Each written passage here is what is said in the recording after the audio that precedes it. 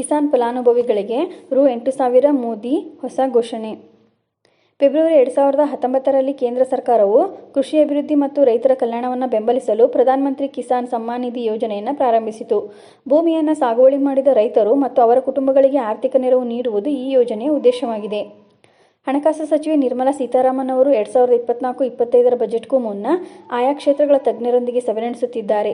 ಇತ್ತೀಚಿನ ಬಜೆಟ್ ಪೂರ್ವ ಸಮಾಲೋಚನೆಯಲ್ಲಿ ಕೃಷಿ ತಜ್ಞರೊಂದಿಗೆ ಮಾತನಾಡಿದರು. ವರದಿಗಳ ಪ್ರಕಾರ, ಕೇಂದ್ರ ಬಜೆಟ್ನಲ್ಲಿ ಪಿಎಂ ಕಿಸಾನ್ ಕಂತು ಮೊತ್ತವನ್ನು ಪ್ರಸ್ತುತ ರು. 6,000ದಿಂದ ರು. 8,000ಕ್ಕೆ ಹೆಚ್ಚಿಸುವಂತೆ ಕೇಳಲಾಗಿದೆ.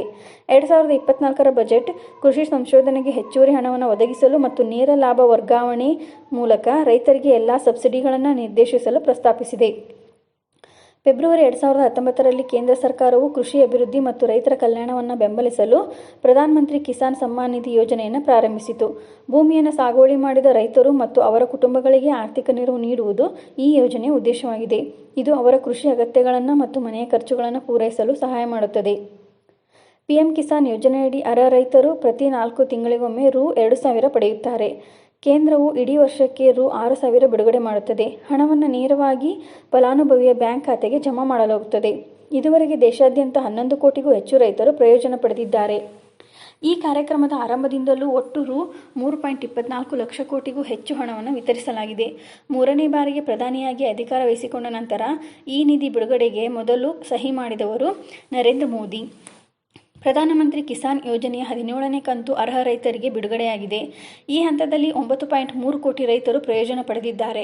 ಸುಮಾರು ರು. 20,000 ಕೋಟಿಗಳನ್ನು ವಿತರಿಸಲಾಗಿದೆ. ಈ ಸಂದರ್ಭದಲ್ಲಿ ಮಾತನಾಡಿದ ಪ್ರಧಾನಿ ಮೋದಿ, ರೈತರ ಕಲ್ಯಾಣಕ್ಕೆ ಸಂಪೂರ್ಣ ಬದ್ಧವಾಗಿರುವ ಸರ್ಕಾರ ನಮ್ಮದು.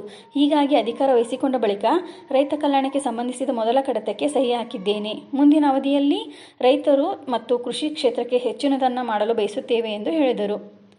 ಮಧ್ಯಂತರ ಬಜೆಟ್ ದಾಖಲೆಗಳ ಪ್ರಕಾರ 2024-25ನೇ ಹಣಕಾಸು ವರ್ಷಕ್ಕೆ ಸರ್ಕಾರವು ಕೃಷಿ ಸಚಿವಾಲಯಕ್ಕೆ 1.27 ಲಕ್ಷ ಕೋಟಿ ರೂಪಾಯಿಗಳ ಬಜೆಟನ್ನು ನಿಗದಿಪಡಿಸಿದೆ. ಇದು ಪ್ರಸಕ್ತ ಹಣಕಾಸು ವರ್ಷಕ್ಕಿಂತ ಸ್ವಲ್ಪ ಹೆಚ್ಚು. ಈ ಮಾಹಿತಿ ನಿಮಗೆ ಇಷ್ಟವಾದಲ್ಲಿ ನಮ್ಮ ಚಾನಲನ್ನು ಸಬ್ಸ್ಕ್ರೈಬ್ ಆಗಿ ಮತ್ತು ಶೇರ್ ಮಾಡಿ. ಧನ್ಯವಾದಗಳು.